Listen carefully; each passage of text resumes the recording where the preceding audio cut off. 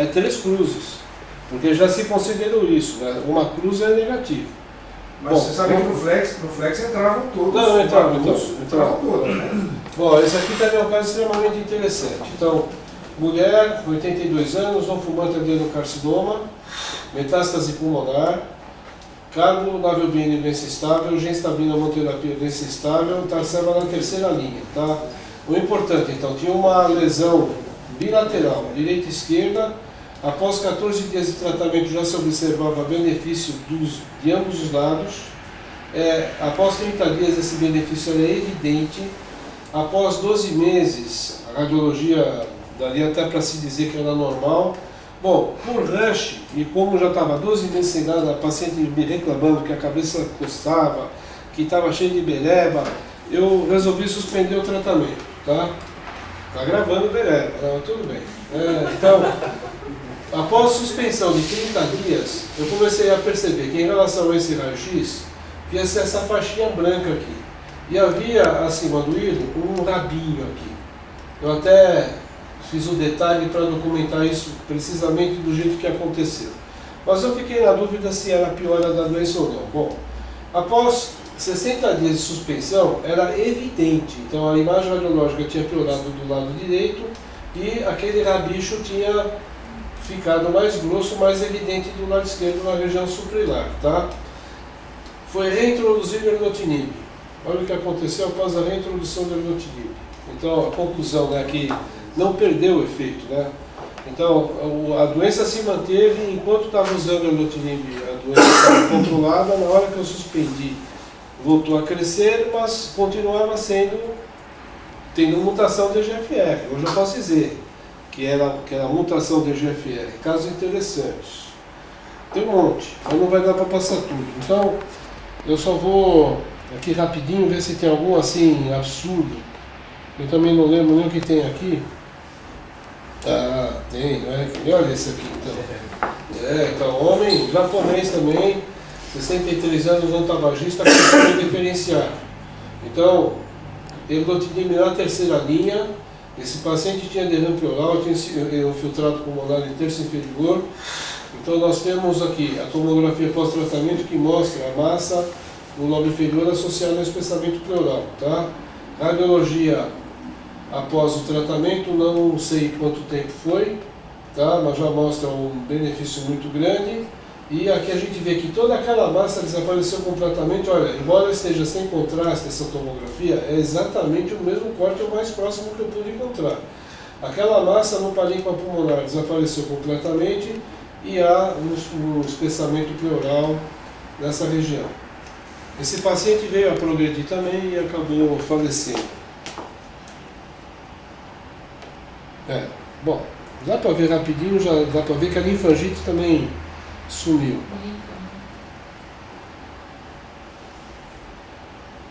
Esse aqui é outro caso, é aquilo que eu falo. Então, homem branco, 65 anos, tabagista, carcinoma escamoso, então tem de tudo. Carcinoma escamoso que respondeu, preto que respondeu, branco que respondeu, amarelo que respondeu, fumante que respondeu. Então, 65 anos, carcinoma escamoso, cisplatina, linoleubina, cetuximab 4 ciclos, tá? Era um EGFR positivo, apresentou resposta completa, mas depois, durante o cetuximab, a manutenção do cetuximab progrediu. Genstabina monoterapia, doença estável, e erlotinib de novo, certo? Então, erlotinib de novo no paciente que já não tinha respondido a tratamento que mexe ali no eixo do EGFR, né? Então, aqui nós temos aqui, então onde é que está o primeiro? Bom, então aqui está o primeiro. Então, ele tem uma massa pedilar, pré-terapia-alvo nessa região. Então, ele vai apresentar depois de 15 dias, existe uma piora radiológica e depois de 2 meses a doença se mantém assim. Então eu peguei os 3 raios-x e coloquei no detalhe. Então o que a gente vê, que tem uma imagem inicial que apresenta uma progressão rápida, já em vigência do tratamento, e depois se mantém estável. Então aquele cuidado, né? Quando começar a fazer prova terapêutica, não, se o paciente começou a piorar, não achar que aquilo significa que o tumor vai continuar crescendo indefinidamente. Pode ser que ele acabe estabilizando, aquilo que eu falei no começo. Esse é um exemplo que eu achei bom de mostrar.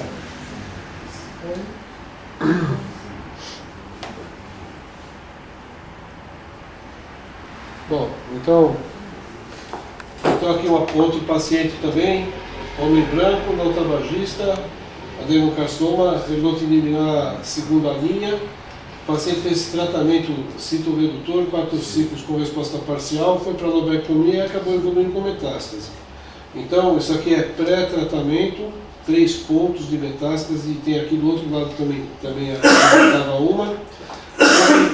Com o pós-tratamento, uma resposta acentuada das lesões, aqui ficou uma cicatriz fibrótica justapleural.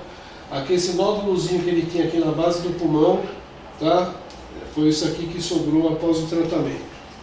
Bom, e aí, só para encerrar. Então, a história do day after, né? Tudo bem com o tratamento, mas tem sempre aquele dia depois, né? Então, o dia depois é um problema. Quando eu comecei a usar o Tarceva, a impressão que dava é que a doença estava controlada, tranquilo, né? Você vai começar a usar o Tarceva, está respondendo, deixa o barco andar. Quando chegava lá depois de um ano, que o paciente estava vindo todo mês no ambulatório para fazer controle radiológico e acompanhamento, aí a gente cansava e começava a ficar mais desplicente. Então começava a mandar ali com 2 meses, com 3 meses. E aí que o problema acontece, que é quando a doença tende a desenvolver a mutação lá no exon 19. No exon 19, então quando começa a mutação. E quando começa a desenvolver a piora da doença, eu deixei de acompanhar. Então, eu até agora, de todos os pacientes que nós tivemos, não houve um caso que eu possa dizer, está curado com Tarceva. Eu tenho uma paciente que é a mais velha, há 8 anos tratando, mas é um carcinoma adenoide cístico, é diferente do padrão, é um tumor de crescimento lento, então isso pode ser que essa evolução de 8 meses seja por conta do tipo histológico só, mas de qualquer forma são 8 anos. Mas então, a heterogeneidade tumoral existe, vocês viram nos exemplos que eu dei. Na realidade eu chamo isso de efeito Darwin, porque eu estou selecionando cada ciclo de quimioterapia que eu faço, cada esquema de tratamento, eu estou selecionando droga. Então, com certeza, aquilo que vai aparecer lá na frente não é aquilo que eu comecei a tratar. Quantos pacientes você tratou até hoje, Isa? Com Tarceva? Acho que uns 300 pacientes. 300. Qual é a sobrevida média desses pacientes? Isso aí está querendo muito. Só queria isso. Não, mas não dá, não tem, porque a maioria dos pacientes vai ter progressão. Não, mas... Porque eu não trabalho com carta marcada. Agora que eu começo a trabalhar com carta marcada, porque a mutação está mais acessível, de 800 caiu para 600, então dá para fazer negócio. Essa era a próxima pergunta, como é que era? Seria geral e como é que isso se comportou no decorrer do Então, esses pacientes primeiros do EGFR, que eu fazia com expressão, eu pagava do meu bolso para... Há quanto tempo você usa?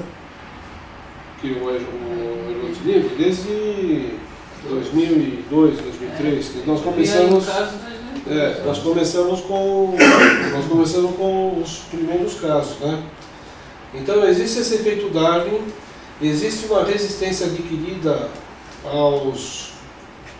às fibrosidinases que podem ser provocadas pela mutação do EGFR ou pela amplificação desse proto-oncogene NET aqui. Então isso aqui é que eu comentei, o T790M. Então isso pode acontecer mutação no decorrer do tratamento e que torna um tumor que vinha evoluindo muito bem, de repente um problema para a gente, né? Porque a família é bem cobrada. Como esse filho me ligou desesperado perguntando se eu acreditava que uma semana o pai dele estava naquela condição. Bom, as dificuldades de perceber que está acontecendo uma progressão tumoral. Então, primeiro, existe uma rápida progressão da doença. Existe uma rápida piora da capacidade de desempenho. Então, a coisa fica complicada, porque se eu tento fazer algum tratamento quimioterápico, eu esbarro na condição clínica do paciente. E o maior problema, diagnóstico diferencial. Como é que eu vou ter certeza que aquilo que esse paciente está apresentando é uma linfangite carcinomatosa? Faço se é uma meta cerebral, faço se é uma meta óssea, como teve o caso, mas geralmente o padrão que desenvolve é padrão pulmonar, é interstício alveolar difuso. Pode ser uma doença oportunista, pode ser uma pneumonite intersticial pelo próprio medicamento que é descrita, né? Então a gente fica numa enrascada. Eu hoje tenderia a imaginar o próximo paciente que me apresentar um quadro desse tipo, eu vou interpretar como progressão da doença, mas eu tomei de lavada com os primeiros 3, certo? Porque me pegaram desprevenido realmente. O que tem para fazer depois? Bom, eu não desisto. Desde que eu diga para mim mesmo, para o meu consciente, né, que não fui eu que matei o paciente, eu tento. Então, se o caso é difícil, eu vou escolher droga, eu vou escolher dose, posso fazer monoterapia. Não, eu posso tentar. Há casos que eu consigo, o benefício é casos que não dá. Né? Mas não morreu porque não se fez nada. Bom, mensagem final para encerrar. A minha conclusão de tudo isso é que todo paciente tem que ter o direito de receber um inibidor de tirosina quinase em alguma época do seu tratamento. Então, ou recebe o Tarceva ou recebe outros TKI. Por que eu estou colocando o Tarceva lá? Porque é o único que nós temos com certeza de que ele vai ter uma resposta assim importante. Agora está renascendo o Gefitinib por causa das mutações, então daqui eu tenho que colocar Tarceva e Gefitinib. Mas o que acaba acontecendo é que nem sempre a gente tem à disposição a mutação, demora às vezes 10, 15 dias para chegar ao resultado, e às vezes o paciente está numa situação que não permite espera. Então eu defendo prova terapêutica. Por quê? Porque eu radiologicamente tenho possibilidade de documentar se vai haver apoptose ou não. Resumindo, a situação é essa: o paciente vai morrer uma semana. Pode ser que em 5 dias de Tarceva ele esteja andando no quarto. Então isso é uma coisa que eu vou precisar fazer um raio-x para saber se houve benefício ou não. Bom, minha opinião, rebiopsiar a lesão quando possível, porque nós temos surpresas, né? Um negativo que vira positivo, um adeno que vira sec, um outro céu que vira escamoso. Há o caso da Santa Casa, doutora, que a broncoscopia, que uma biópsia transparietal de Guarulhos, que foi vista pelo Dino, veio como outro céu confirmado por imunistoquímica com um tumor neuroendócrino, com diferenciação neuroendócrina. Outro céu foi dado pela histopatologia e pela imunistoquímica. Comecei a fazer o tratamento esperando que aquilo vai fazer isso e de repente o tumor está lá com o mesmo tamanho. Eu falei assim, para mim, não é outro céu. Fiz uma broncoscopia, foi para a Santa Casa esse material, foi visto pela mesma equipe, carcinoma escamoso. Tá? Então eu tenho um tumor, que eu não vou desconfiar do patologista, porque em qualquer dos dois lugares o patologista é bom. Foi feito imunistoquímica e não do céu. Não dá para confundir escamoso com o céu. Né? Então esse paciente tem 2 tumores. Só para não criar polêmica, mas hoje eu estava lendo um artigo sobre existe o carcinoma de pequena célula. Carcinoma espinocelular de pequena célula. Existe eu já fiz esse erro. Neuroendócrino? Não, neuroendócrino? Não, não era sem diferenciação neuroendócrino. Eram pequenas células, bem pequenas células.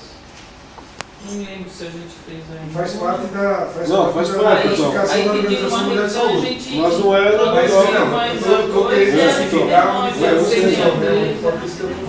existe o carcinoma. A última linhazinha. Sempre eu lembro desse caso. Última linhazinha. O alvo hoje para inibidores de tirosina quinase é mutação e EGFR. Então tudo isso aqui que eu coloco é a história de ter o direito de. Às vezes eu posso ressuscitar um paciente. Tá? E se um dia eu vi milagre, se eu vi acontecer milagre, eu só vi acontecer milagre depois que começaram a usar as tirosina quinases. Realmente, porque as respostas são muito rápidas. São o paciente que está dependente de O2, como aquele caso, em 15 dias deixa de ser dependente de O2 e vai lavar louça na cozinha. Quem era dependente de O2, é milagre isso aí, porque a gente não esperava uma expectativa de vida muito grande, ainda por cima com a qualidade que essa paciente veio a ter depois. Então é essa a mensagem final. Tem mais